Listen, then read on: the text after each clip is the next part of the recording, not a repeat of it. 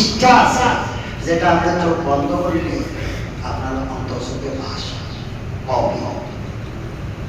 এই জায়গাটা 100 বছর হায়াত পাইলেও আপনার স্মৃতি থেকে কোনোদিন কি বুঝবে না। আবার কিছু জায়গা আছে আপনি হাবেশাবে মুখে করতে চলে আসে, কিন্তু কোন থেকে কোন জায়গা থেকে পড়ি এটার কোনো দিশেই নেই, অন্ধকার।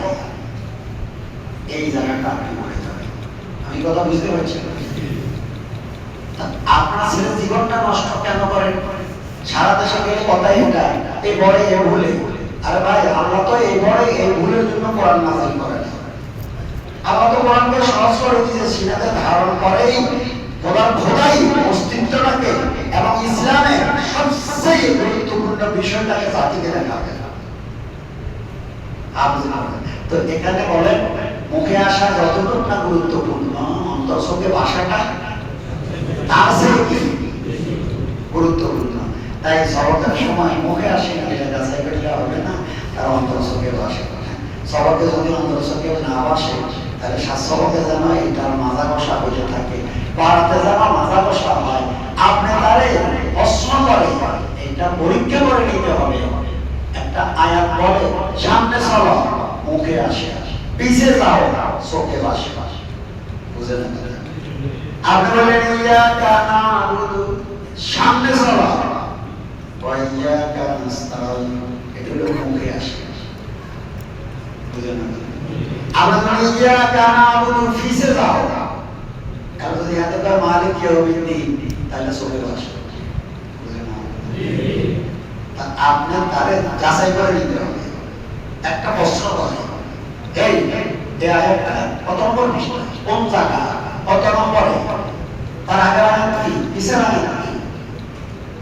যেদিন আপনার যে ছেলেটাকে আপনি এই মুখে আসা চোখে ভাষা দুইটার সমন্বয়ে সবক থেকে শুরু হবে, শাস্ত্রকে এটা আরো পরিষ্কার হবে, পাড়াতে আরো পরিষ্কার হবে।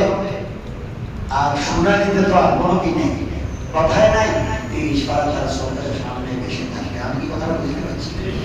এই কাজটা যদি না হয় তাহলে ওই হাজারো প্রশ্ন পড়ে ভুলে, আরে পড়লে ভুললো কেন? আর পড়ছে ভুলছে, তার স্মৃতিতে তো এটা তুলেই নেই। আল্লাহ আমাদেরকে এভাবে সবক নেওয়ার কি করো, এটা কি ছেলের কাম না আপনার কাম? আপনি যাচাই করবেন, ছেলে এটাকে সাধন করবে। ঠিক আছে? এই জন্য চোখে দেখি মুখে পড়বে, কানে শুনি হেফজ করবো, একটা ছড়াতে বলছি। চোখ দেখি আপনার কি কাজ, এই যে আপনারা আছেন এখানে, হেফজ করাতে তো কোনো হাফেজের কোনো কাজ নাই। একটা বেকার মানুষ থাকলে আছে শুধু হেফজ করার রাগ করি কেন? আপনাদের তৈরি কোনো কাজ